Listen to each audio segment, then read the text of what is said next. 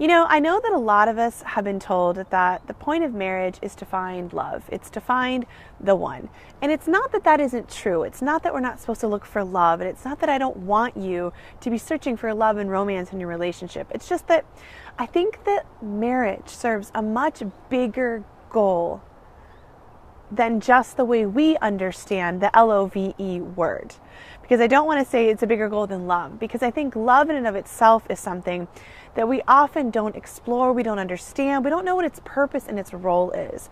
And the reason I bring this up is because whenever you have a relationship between two people who come together, you're going to have issues, you're going to have struggles, you're going to have some problems.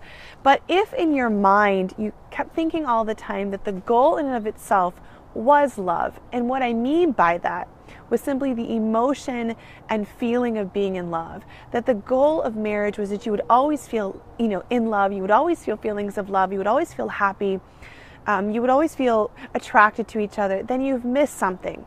And when you miss that big something, you're going to perhaps be in a lot more suffering and pain and misery and have a lot more disappointment and hurt, simply because you're not seeing the bigger picture. So I want to invite you right now to consider, what is the greater purpose of marriage and love? Assalamu alaikum, this is Megan Wyatt, founder of Wives of Jannah. I work with women all the time in coaching, and I work with couples in coaching, and of course I interact with a lot of you on my Facebook page and in my email list and people that have opted in for my ebooks. And of course, being someone that helps people in relationships, I'm going to hear about problems all the time. And that's not an issue.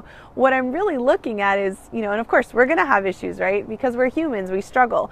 But the thing that keeps popping up for me is just this idea that I guess it's just sort of the surprise that marriage would be this hard, or the surprise that, your spouse would let you down, or the surprise that, just things didn't go the way you wanted them to go.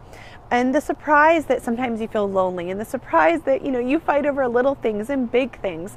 And I think that those surprises are part of what creates, more pain than necessary. If you started to think of your relationship as a means of spiritual growth and a means of spiritual development, and you started looking at your spouse as a person who was equally struggling as much as you are to figure out the meaning of this life. And I don't mean intellectually, I mean really spiritually, in their heart. If you could understand that your spouse is struggling too, your spouse is struggling with their iman, they're struggling to know their place with Allah, they're struggling to get to Jannah, and you're struggling, and you're both fumbling, but somewhere in that fumbling, you're supposed to come together, and that love is supposed to be what you bring to support each other and to make a safe space for each other to fumble and to fail and to fall down, but to get back up again.